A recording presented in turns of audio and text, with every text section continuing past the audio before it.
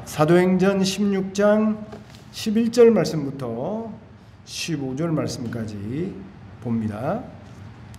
봉독합니다. 우리가 드로아에서 배를 떠나 사모드라게로 직행하여 이튿날 네아폴리로 가고 거기서 빌립보에 이르니 이는 마게도냐 지방의 첫 성이요 또 로마의 식민지라. 이 성에서 수일을 유하다가 안식일에 우리가 기도할 곳이 있을까 하여 문밖 강가에 나가 거기에 앉아서 모인 여자들에게 말하는데, 두아디라 시에 있는 자색 옷감 장사로서 하나님을 섬기는 루디아라 하는 한 여자가 말을 듣고 있을 때 주께서 그 마음을 열어 바울의 말을 따르게 하신지라. 그와 그 집이 다 세례를 받고 우리에게 청하여 이르되, 만일 나를 주 믿는 자로 알거든 내 집에 들어와 유하라 하고 강권하여 머물게 하니라. 아멘. 아담과 하와가 선악과를 따먹어서 정령 죽게 되어지는 타락에 이르게 되어졌습니다.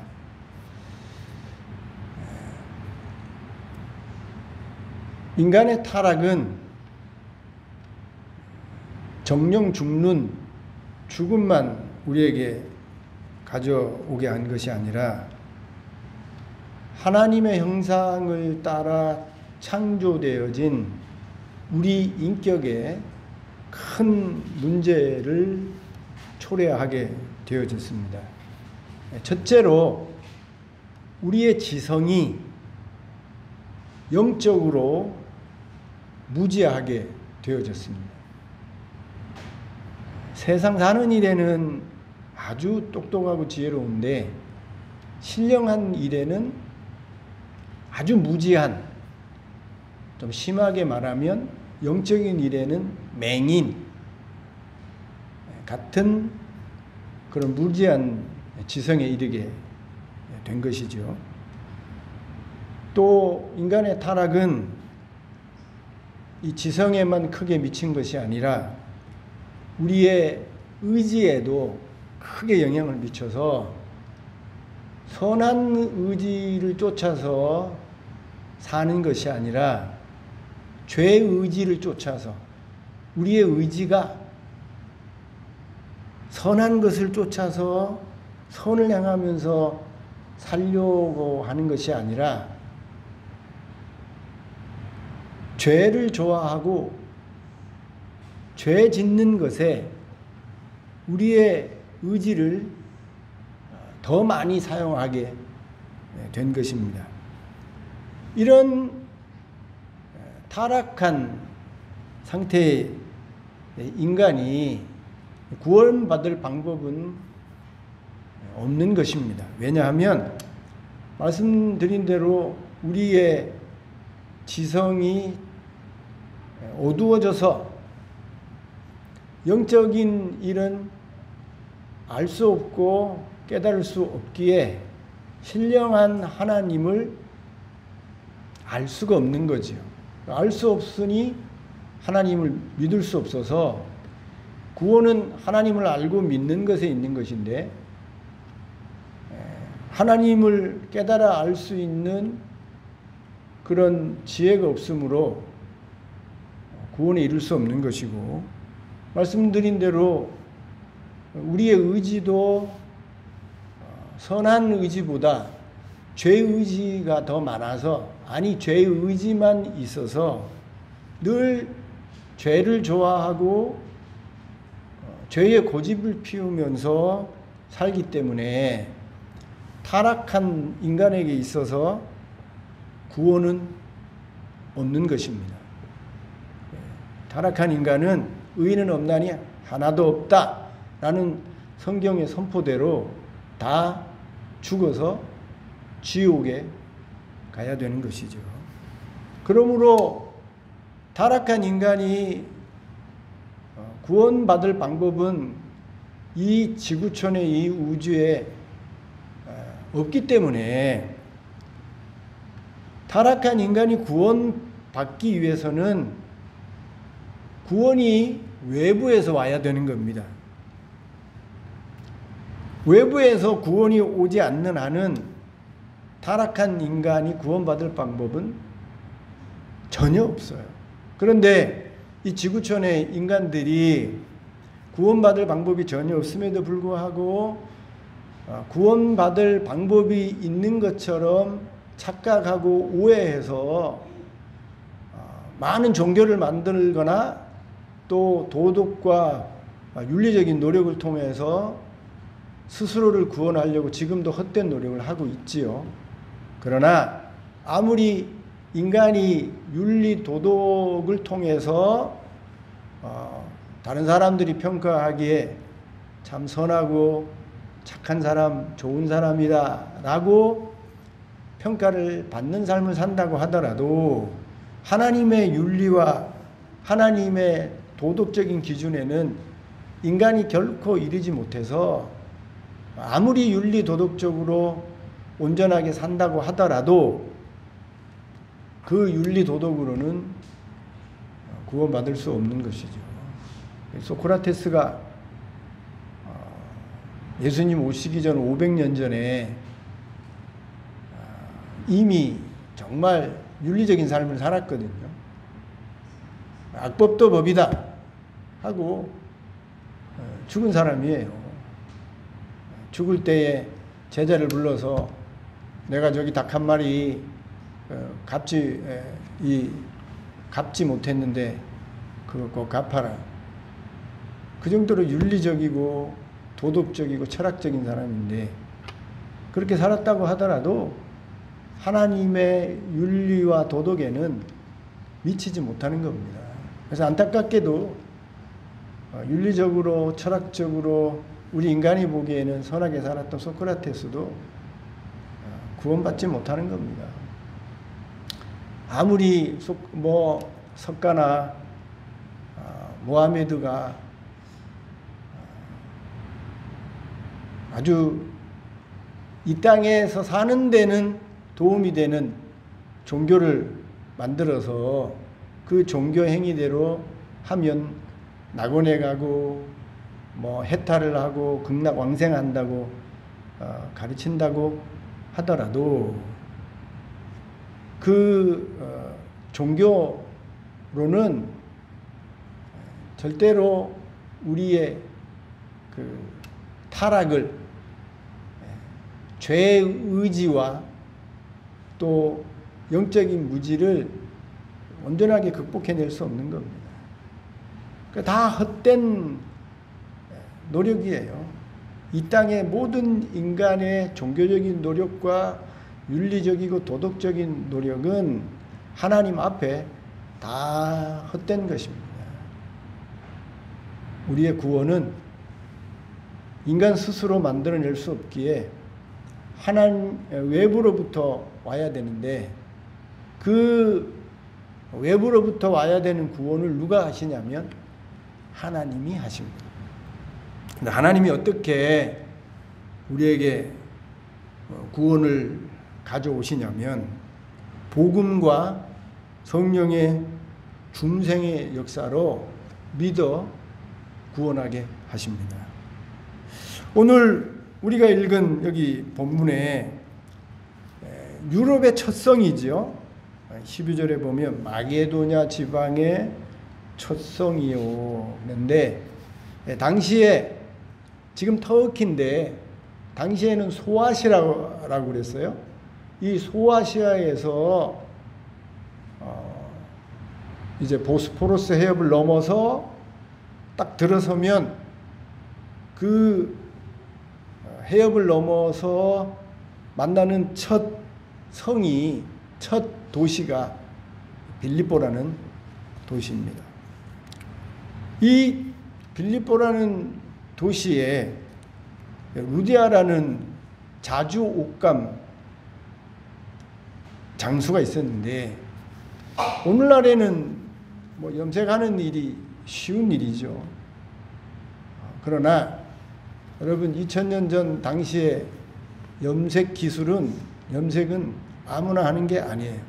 옷감도 귀하지만 그 옷감에 각종 염료를 가지고 염색하는 일은 쉬운 일이 아닙니다. 특별히 자색은요, 오늘날에도 고상하지 않습니까?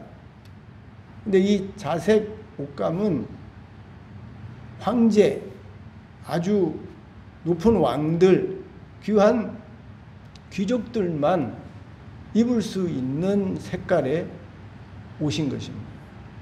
루디아가 그런 옷감을 만들어서 파는 장수였기에 부자였겠지요.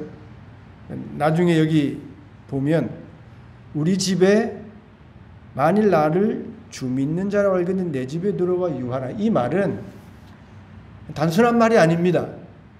오늘날의 교회는 이렇게 우리가 모여서 헌금을 내고 헌신해서 예배당을 만들어서 예배하는 그런 교회입니다만 2000년 전 당시의 교회는 교회를 이렇게 지어서 나중엔 지었지만 교회를 지어서 시작하는 게 아니라 원문으로 오이코스라 그래서 집교회 누구의 집을 자기의 집을 내어놓아서 그 내어놓은 집이 교회가 되는 겁니다.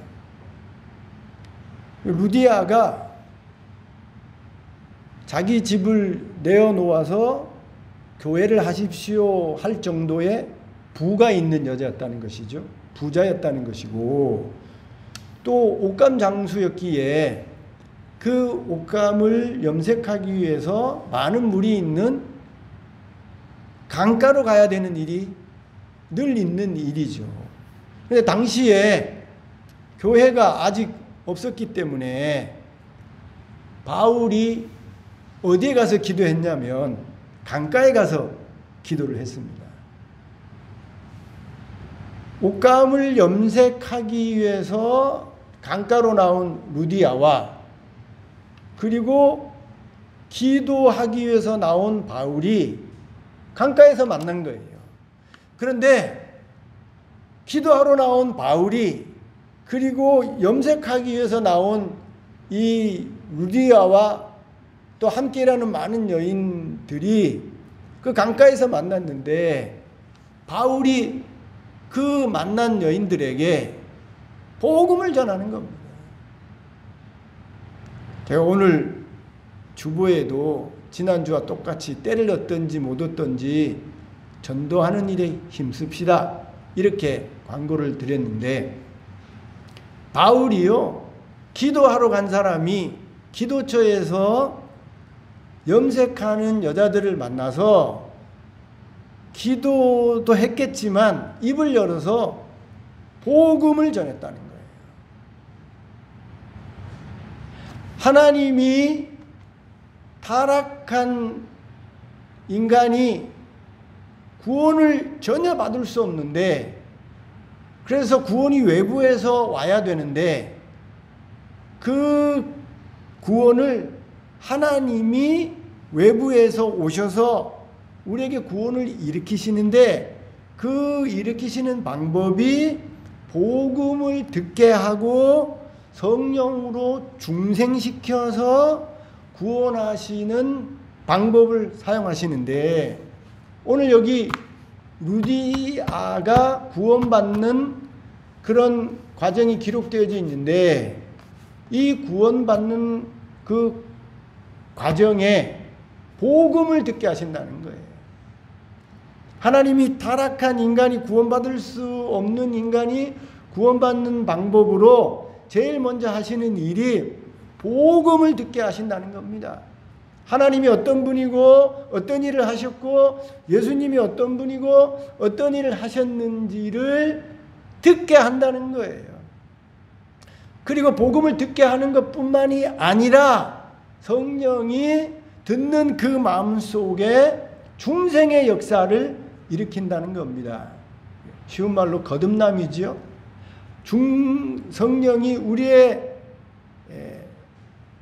마음을 열어서 우리의 지각을 열어서 하나님이 어떤 분이고 어떤 일을 하셨고 예수님이 어떤 분이고 어떤 일을 하셨는지를 듣는 것뿐만 아니라 알아서 그 듣는 복음을 받아들여 자기를 바꾸게 하는 일을 한다는 것입니다.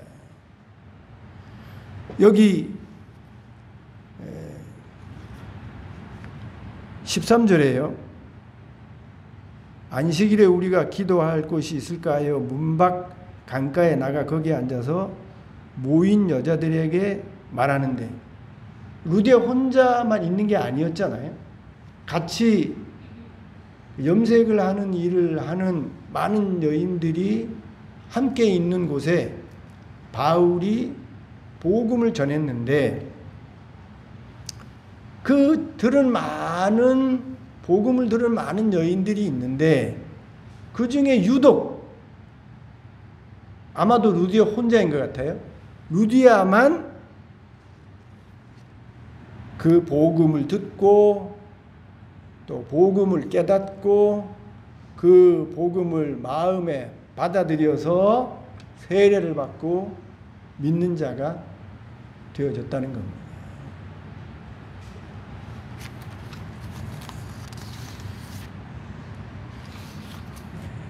여러분, 타락한 인간이 구원을 받는 모든 과정에 이런 복음을 듣게 하고 그 들은 복음을 성령이 중생시켜서 성령이 우리의 마음을 거듭나게 해서 그래서 우리의 무지한 지성을 열고 우리의 죄의 고집을 꺾어서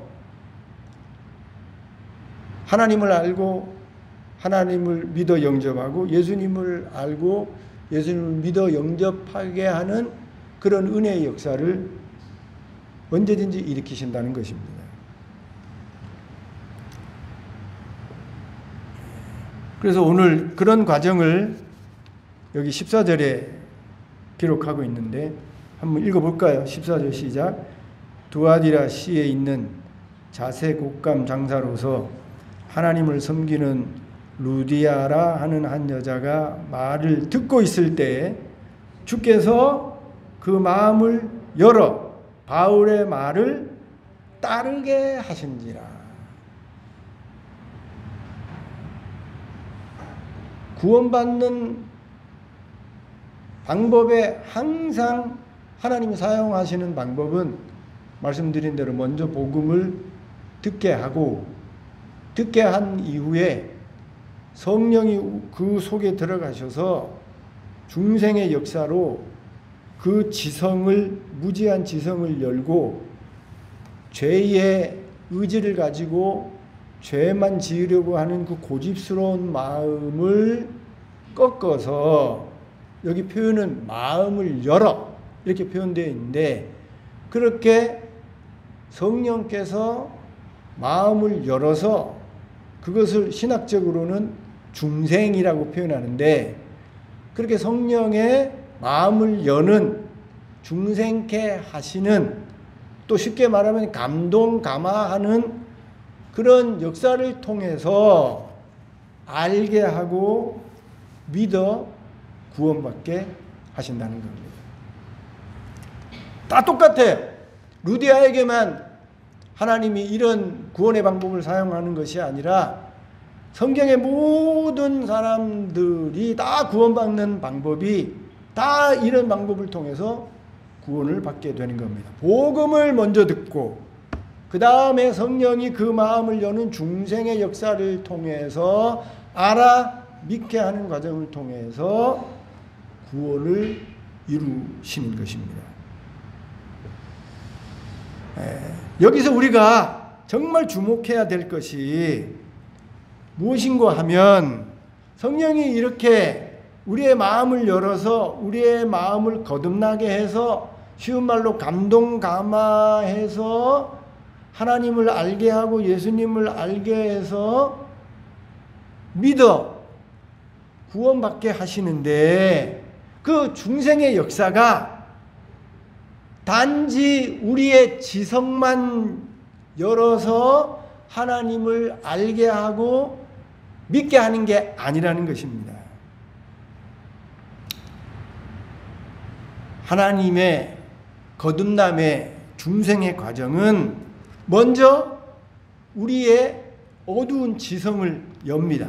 자, 요한복음 1장 5절 보십시다. 요한복음 1장 5절.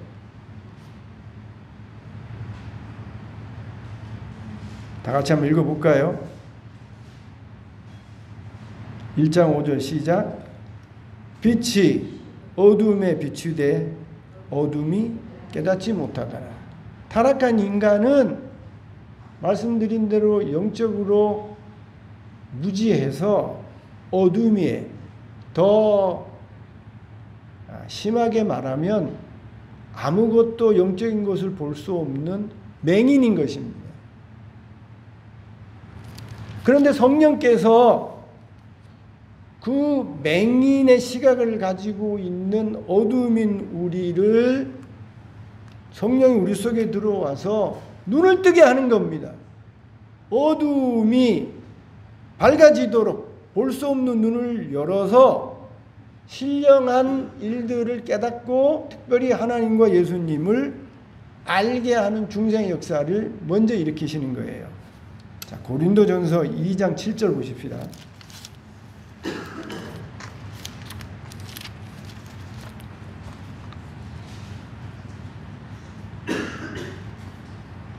(6절) 2장 6절 7절 다 같이 읽어볼까요? 시작. 그러나 우리가 온전한 자들 중에서는 지혜를 말하노니 이는 이 세상의 지혜가 아니요 또 이 세상에서 없어질 통치자들의 지혜도 아니요 오직 은밀한 가운데 있는 하나님의 지혜를 말하는 것으로서 곧 감추어졌던 것인데 하나님이 우리의 영광을 위하여 만세전에 미리 정하신 것이라. 타락한 우리로 구원받게 하기 위해서 하나님이 창세전에 미리 예비한 하나님의 지혜를 성령께서 우리 속에 들어와 그 하나님의 지혜를 주셔서 우리의 어두운 눈을 밝히시고 볼 수 없는 눈을 열어서 하나님이 어떤 분인지 예수님이 어떤 분인지 어떤 일을 하셨는지를 비로소 깨달아 알게 해서 우리의 무지한 지성을 여는 것입니다. 그게 성령의 중생의 거듭남의 첫 번째 하는 일이에요. 두 번째 하는 일은 이렇게 우리의 무지한 지성만 여는 게 아니라 우리의 의지를 변화시키십니다. 말씀드린 대로 아담과 하와가 타락한 이후에 하나님이 하나님 형상대로 만들어 놓으신 그 선한 의지가 타락한 이후에는 그 선한 의지가 선한 일을 하려는 하나님께 순종하려는 그 선한 의지가 타락한 이후에는 죄 의지로 바뀌었어요. 그래서 어떻게 하든지 죄를 좋아하고 죄에 관심을 두고 고집스럽게 죄를 짓는 그런 타락한 인간이 된 것입니다. 근데 하나님이 그런 죄의 고집을 피우면서 죄를 좋아하고 죄를 따라가는 그 타락한 인간의 죄 의지를 성령 하나님이 들어오셔서 그 고집스러운 죄 의지를 우리 타락한 인간의 의지를 감동감화하셔서 그 죄의 의지를 꺾고 죄의 의지를 십자가에 못 박고 하나님의 뜻에 순종하는 그런 사람으로 바꿔내는 겁니다. 이게 성령이 우리 안에 들어와서 거듭나게 하는 중요한 두 가지 일인 것입니다. 먼저 영적으로 무지한 우리를 신령한 것을 깨달아 알 수 있도록 우리의 지성을 여는 일이고, 두 번째 성령이 중요하게 하시는 중생의 역사는 죄의 고집을 피우면서 죄를 짓는 우리의 의지를 감동감화해서 우리로 하여금 이제 주의 말씀을 쫓아서 순종해서 살아가는 그런 사람으로 만들어가는 겁니다.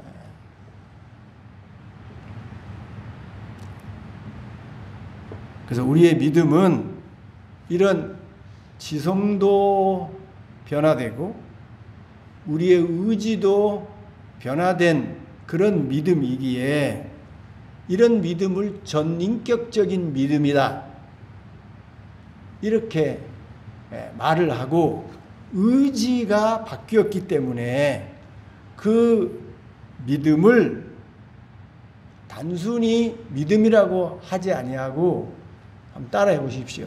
순종의 믿음. 순종의 믿음이라고 하는 거예요.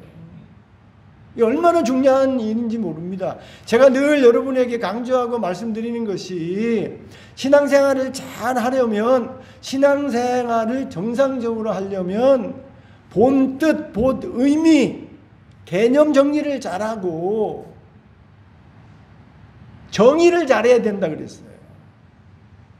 제가 어저께 유튜브를 보다가 여러분 잘 아시는 가수 박진영 씨의 성경 강해를 제가 처음 봤어요. 깜짝 놀랐어요. 여러분, 박진영 춤 잘 추는 박진영, 노래 잘하는 박진영 아니십니까? 그 뭐 JIP인가 뭐 기업을 만들어 가지고 엄청나게 돈도 번 사람이고, 미국에 뭐 노바디 뭐 노래 해가지고 미국에서 빌보드 뭐 1위 올라가지 않았습니까? 대단한 그 가수예요. 제가 어저께 알아봤더니 연세대학교 나왔더라고요. 연세대학교. 그 다음에 또 연세대학교 정치를 하다가 중간에 그만뒀더라고요. 아주 똑똑한 사람이에요. 그런데 이 사람이 결혼했다가 이혼하고 두 번째 결혼을 했는데, 안타깝게도 여러분이 잘 아는 구원파의 유병헌 씨 죽었지 않습니까? 한때 사회적인 큰 물의를 일으켜서 죽은 그 유병헌 씨의 손녀하고 결혼했더라. 그래서 구원파의 영향을 받았다, 사람들이 막 이렇게 지적을 했는데 본인은 아니다 라고 하는데, 제가 어저께 그 박진영 씨가 강의하는 내용을 들으니까 구원파예요. 그런데 그 박진영 씨가 성경적으로 얼마나 성경을 고민하고 연구하고 했는지 제가 그 강의를 들으면서 깜짝 놀랐어요. 야, 우리 성도들 가운데 저렇게 성경에 관심을 두고 읽고 연구해서, 가수 아니에요, 가수. 일개 가수가 인터넷에 강의를요, 한두 개 한 게 아니에요. 몇십 개를 했다니까요. 그런데 그 박진영 씨의 강의를 들으면 혹할 사람이요, 제가 볼 때는 너무너무 많다는 겁니다. 아니, 목회자도 제대로 구별하지 못할 정도의 깊은 얘기를 던져요. 여러분, 말세는요 정말 미혹의 시대입니다. 제대로 신앙생활 해야 돼요. 제대로 신앙생활 하려면 제대로 개념을 알고 제대로 본 뜻을 알고 본 의미를 알아서 개념 정리를 잘해서 신앙생활을 바로 해야 되는 겁니다. 여러분, 믿음이 그냥 믿음이 아니라니까요. 말씀드린 대로 믿음은 순종의 믿음이에요. 순종의 믿음이 아니면 그 믿음은 가짜 믿음인 겁니다. 믿음 속에 순종이 포함되어 있지 않으면 그 믿음은 나를 구원할 수 있는 믿음이 아니에요. 나를 구원하는 믿음은 순종의 믿음이 반드시 들어가야 되는 인격적인 믿음인 것입니다. 왜냐하면 성령이 중생을 시키되 우리의 무지한 지성만 성령이 중생시키는 게 아니라 우리의 의지까지 성령이 중생시켜서 반드시 순종하게 하기에 순종이 따르지 않으면 순종이 없으면 그 믿음은 우리를 구원할 수 있는 믿음이 아닌 것입니다. 우리 예수님께서 아주 중요한 말씀하셨는데 귀신도 믿고 떠느니라 라고 말씀하셨어요. 귀신도 믿고 떠느니라. 그럼 믿음이 구원을 가져오는데 예수님이 귀신도 믿고 떠느니라 그랬어요. 귀신이 하나님을 믿어요. 예수님을 믿어요. 그래서 떨어요. 그러면 귀신도 우리가 알고 있는 믿음으로만 이해한다 그러면 믿으면 구원받는다고 했는데 귀신도 믿고 떠니 귀신도 뭘 받아야 돼요? 구원받아야 되는 거 아닙니까? 그런데 귀신이 왜 하나님을 믿고 떨기까지 하는데 귀신은 왜 천국까지 못하고 지옥에 가고 무저갱에 떨어져야 됩니까? 귀신의 믿음은요, 지성만 있는 믿음이에요. 지성. 하나님을 알기는 알아요. 예수님은 알기는 압니다. 귀신이 예수님 만나면, 귀신 들린 자가 예수님 만나면 나는 당신을 압니다. 당신은 하나님이 보내신 하나님의 아들입니다. 그렇게 예수님을 알고 하나님을 아는 고백을 해요. 그런데 문제는 이 귀신이 사탄이 하나님이 어떤 분인지 예수님이 어떤 분인지는 알지만 그 사탄과 귀신에게 없는 것은 순종이 없다는 거예요. 의지가 없다는 겁니다. 하나님이 어떤 분임을 알고 예수님이 어떤 분임을 알았다고 한다면 그 하나님에게 그 예수님에게 순종해야 되지요. 나의 죄의 의지를 꺾고 잘못 산 삶을 바꾸어내서 하나님께 순종하는 하나님의 뜻에 하나님의 말씀의 진리에 따르는 의지적인 순종의 삶이 있어야 되는 것이죠. 그런데 사탄과 귀신은 예수님이 하나님이 어떤 분인지 알긴 알지만 절대로 하나님께 순종하지 않습니다. 예수님에게 순종하지 않아요.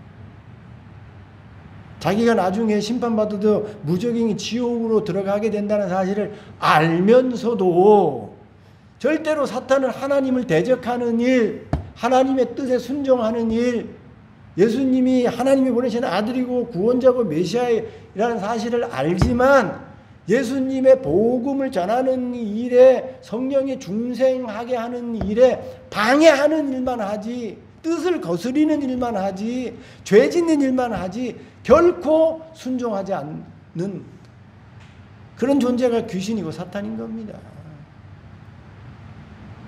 그래서 믿음은요 반드시 순종이 있어야 되는 겁니다. 내 믿음 속에 순종이 없다고 한다면 믿음은 귀신 같은 믿음이에요. 교회 안에요. 나 예수 믿고 구원받습니다. 라고 하는 사람들이 참 많은데 그 중에 순종이 없다고 한다면 그래서 의지적인 인격적인 믿음과 신앙을 갖고 있지 않다고 한다면 자기는 천국 간다고 착각할지 모르겠지만 천국 갈 수 없어요. 여기 오늘 우리가 읽은 사도행전 다시 16장으로 돌아와서 정말 중요한 말씀 아닙니까? 14절 다시 한번 읽어봅시다. 14절 시작. 두아디라시에 있는 자색 옷값 장사로서 하나님 섬기는 루데라 하는 여자가 말을 듣고 있을 때 주께서 그 마음을 열어 지각도 열고 지성도 열고 의지를 열어서 바울의 말을 뭐라고요? 이게 중요한 거예요. 바울의 말을 듣고 알아들은 것만이 아니라 따르게 하신지라. 순종했다는 거예요.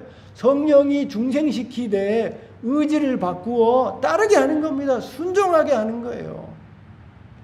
지금까지 살아왔던 내 고집을 꺾어서 바꾸어서 이제는 주를 따라 사는 순종의 삶이 믿음의 시작부터 있는 거예요. 순종이 믿음의 시작부터 성령의 역사로 있게 되는 겁니다. 그래서 세례를 받는 거예요. 세례는 아무나 받는 게 아니지 않습니까? 내가 이제부터 예수를 나의 주로 어떤 일이 있어도 섬기며 살겠습니다 라고 공식적으로 선포하는 게 세례인데, 그렇게 사람들 앞에 세례를 받고, 이게 순종 아니에요. 그리고 내 집에 들어와 권하라, 강권까지 하잖아요. 이 의지적인 변화가 없으면, 순종의 삶이 없으면 여러분 이런 변화가, 이런 삶의 역사가 절대로 일어날 수 없는 것입니다. 말씀드린 대로 성경의 구원 과정은 항상 복음을 듣고, 그리고 그 들은 그 복음을 성령이 우리 속에 들어와서 지성을 열고 의지를 바꾸어서 마음을 열어 순종함으로 구원시킨다고 했는데, 다 성경의 모든 구원의 방향이 다 똑같습니다. 여러분, 아브라함에게 어느 날 하나님이 나타나셨어요. 하나님을 전혀 알지 못하는 그 아브라함으로 하나님이 알게 하기 위해서 하나님이 나타났습니다. 영광의 하나님이 갈대굴에 나타났어요. 그래서 하나님을 알려주셔서 그 지성을 엽니다. 아, 하나님이 이런 분이구나 라고 알게 해요. 아는 것으로 끝마치는 게 아니라 하나님이 그 마음을 변화시켜서 바꾸어서, 신약으로 말하면 중생시켜서 거듭나게 해서 그 알게 되진 하나님께 순종하게 하는 겁니다. 따르게 하는 거예요. 그래서 내가 지시할 땅으로 가라 하니 지금까지 살아왔던 갈대우르의 삶을 내려놓고 포기하고 그때부터 하나님을 따라서 하나님의 말씀에 순종해서 따라가는 삶이 시작되는 거예요. 그게 믿음인 겁니다. 그리고 그런 알고 순종하는 믿음은 이삭을 바치는 일에 있어서 정점으로 나타나게 되어집니다. 하나님을 100년 동안 알게 되어졌어요. 아니, 이삭을 바칠 때는 이삭의 나이가 한 15세라고 생각하면 115년 동안 하나님 이제 알아왔어요. 그런데 하나님이 요구합니다. 내 아들 이삭을 바쳐라.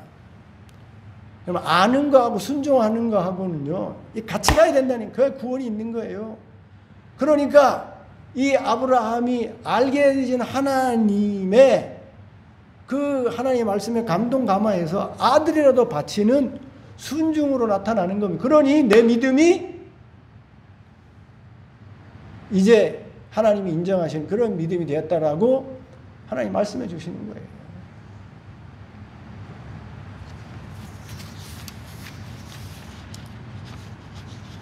순종이 빠지면 믿음의 시작부터, 믿음은 믿음이 아니에요.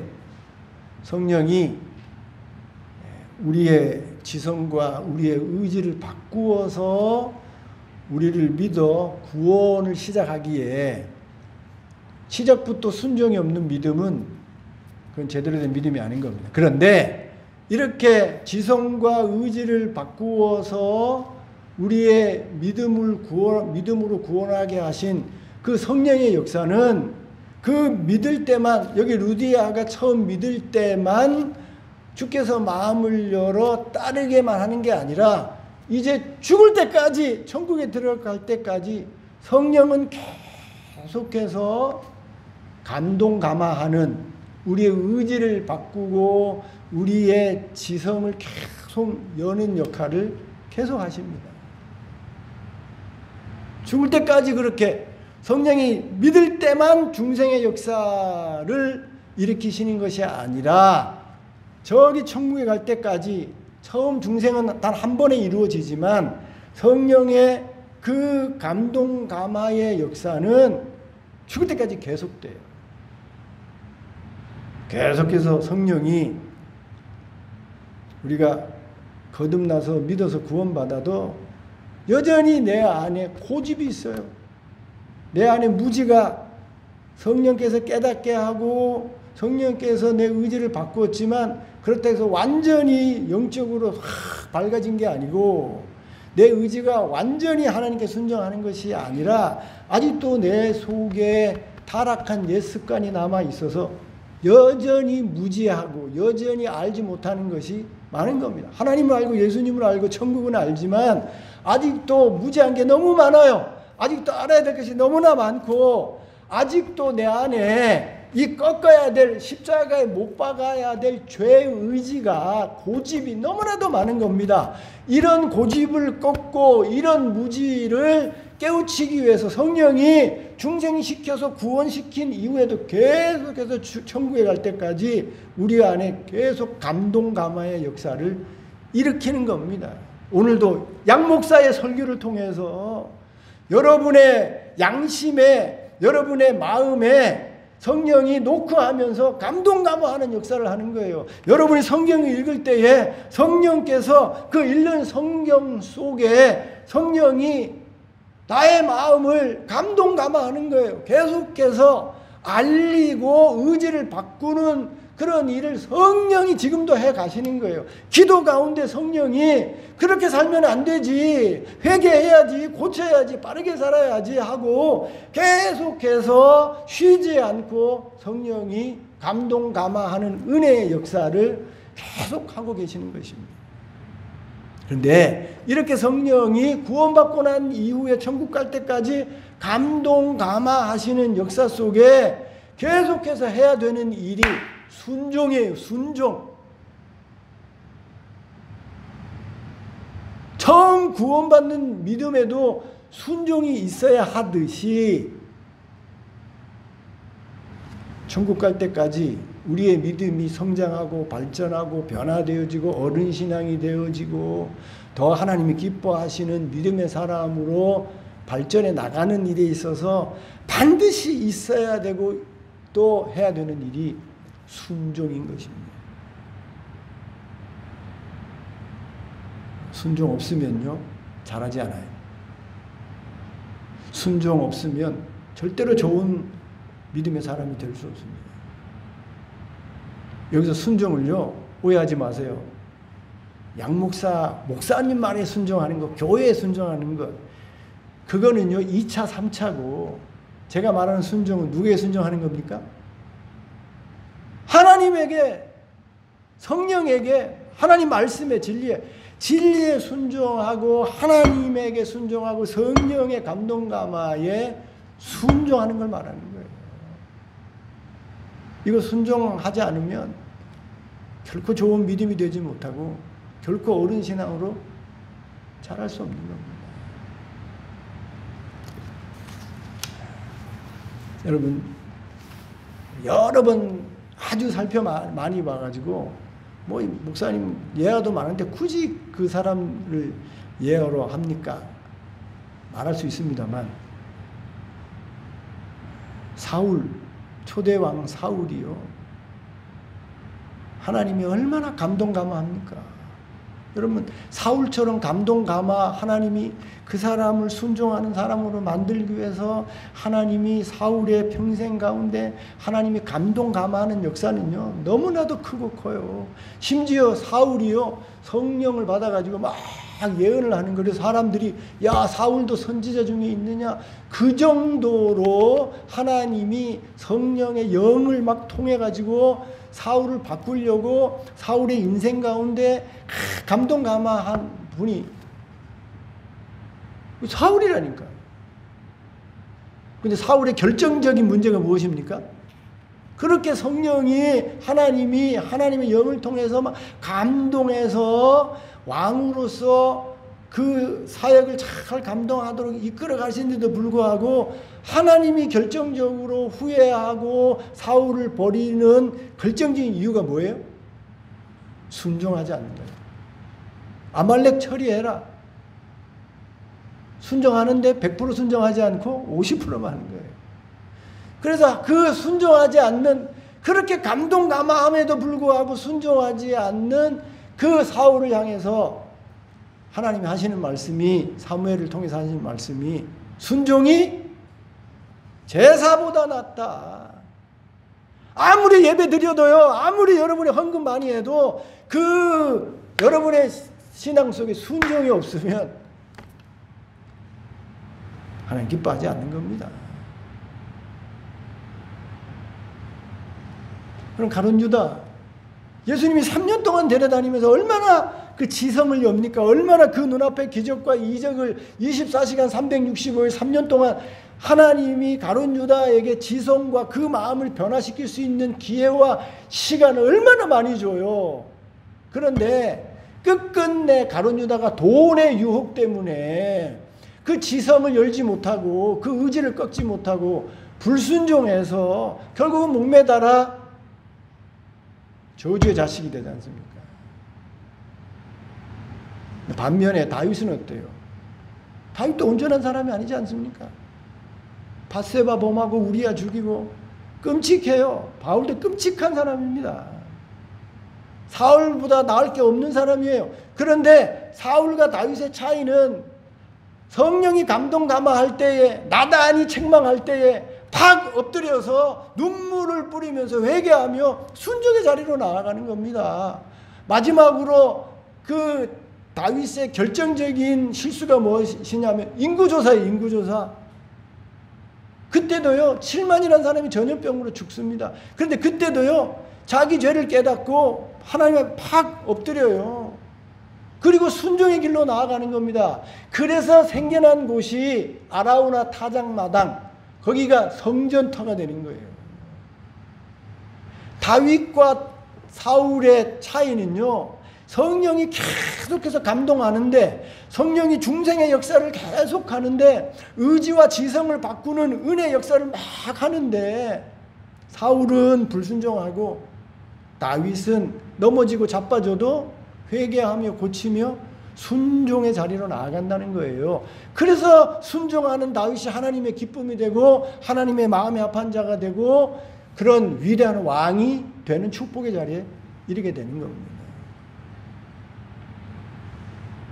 베드로, 가룟 유다 제가 늘 비교하지 않습니까? 베드로도요 똑같아요. 예수님 저주하고 배신하지 않습니까? 그런데 예수님이 다시 찾아와서 넌 나를 사랑하느냐? 내가 주를 사랑하는 주님이 아시지 않습니까? 내 양을 먹이라. 베드로 똑같이 배신했지만 그런데 예수님이 와서 다시 감동 감화하잖아요. 너 나 사랑하냐? 사랑합니다. 하고 순종의 마음으로 자기의 의지를 바꾸잖아요. 지성을 열어서 더 예수님을 따라가잖아요. 그러니까 똑같이 목매달아 죽어야 될 베드로가 역사에 남는 베드로로 축복의 자리로 나아가지 않습니까? 순종이 제사보다 나아요. 순종하지 않으면 하나님 절대로 기뻐하지 않습니다. 순종이 없는 믿음은 믿음이 아니에요. 왜 구원파가 왜 이단입니까? 왜 박진영 씨를 제가 그 이단은 아류다. 자기는 이 구원파 아니라 하지만 제가 강의 들어보니까 아류예요. 아류. 비슷한 사사기를 속이는 거예요. 거기에요. 뭐가 빠졌냐면 너무 똑똑해. 다 알아요. 알아. 지성은 있어. 근데 뭐가 없어요? 순종이 없어요. 하나님의 말씀대로 성령의 감동 감화의 진리에 힘들고 어려워도 순종해서 따라가려는, 자기를 바꾸려는, 삶을 변화시키려는 순종이 없는 거예요.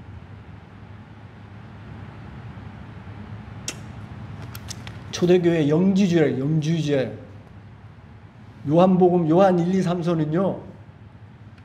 초대교회에 있었던 영지주의, 오늘날의 구원파가 똑같은 거예요. 영지주의라는 게 뭐냐면 영적으로 알면 구원이 이루어진다는 거, 쉽게 말하면 그런 겁니다. 구원파가 똑같아요.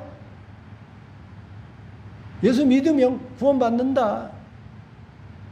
깨달은 말이 있으면 구원받는다. 아니라니까요. 처음부터 하나님은 지각만 여는 게 아니라 우리의 의지를 바꾸어서 순종하게 하는 겁니다.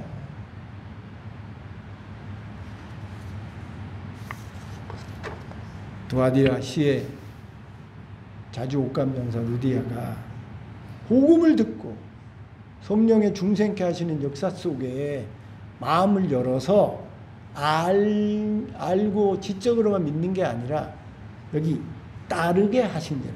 따랐어요. 의지를 받고 세례를 받았어요. 자기 집 내놓고 이 집을 교회로 쓰십시오 하고 괜찮다 이렇게 얘기해도 강권하여 여기 사십시오 라고 할 정도로 순종하는 삶이 있어서 그의 집에 구원이 이루고 유럽에 복음이 전해지는 첫 시작이 되어졌던 것처럼 순종이 이렇게 중요한 것입니다. 저와 여러분 오늘 말씀을 꼭 기억하시고 순종하는 믿음으로 사셔서 하나님이 기뻐하시는 믿음으로 바른 믿음으로 또 성장하는 믿음으로 세워지는 아름다운 역사가 있기를 주님의 이름으로 축원드립니다.